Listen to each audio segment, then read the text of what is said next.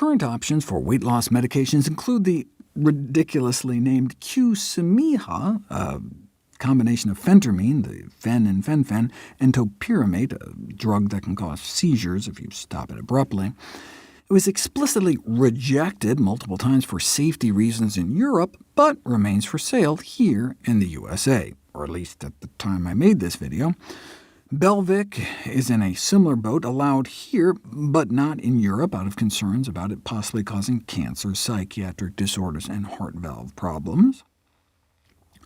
It's sold in the US for about $200 a month, but if you think that's bad, there's Saxenda, which requires daily injections, listed at the low price of only $1,281, and don't forget the 96 cents for a 30-day supply. It carries a black box warning, FDA's strictest caution about potentially life-threatening hazards for thyroid cancer risk. Paid consultants and employees of the company that makes it argue the greater number of breast tumors found among drug recipients may be due to enhanced ascertainment, meaning easier breast cancer detection just due to the drug's effectiveness. Contrave is another option, if you ignore the black box warning about a potential increase in suicidal thoughts. And then there's Ally. It's the drug that causes fat malabsorption and thereby causes side effects, with names like flatus with discharge. It can be your ally in anal leakage. The drug evidently forces the patient to use diapers and to know the location of all the bathrooms in the neighborhood in an attempt to limit the consequences of urgent leakage of oily fecal matter. A Freedom of Information Act expose found that though company-sponsored studies claimed all adverse events were recorded, one trial apparently conveniently failed to mention 1,318 of them.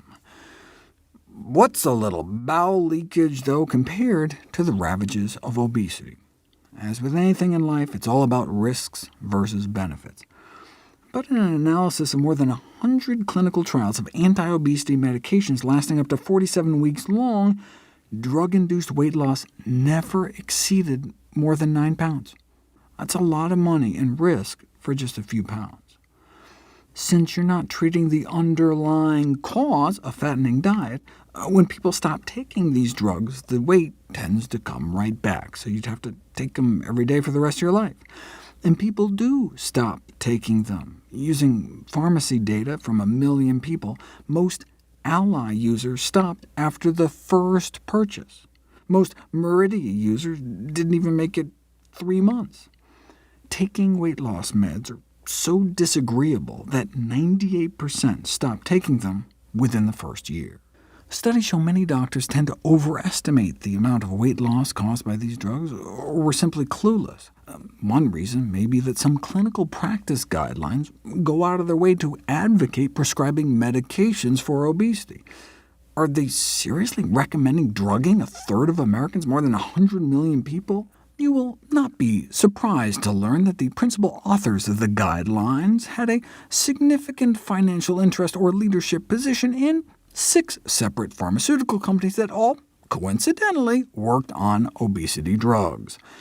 In contrast, independent expert panels, like the Canadian Task Force on Preventive Healthcare, explicitly recommend against weight loss drugs, given their poor track record of safety and efficacy.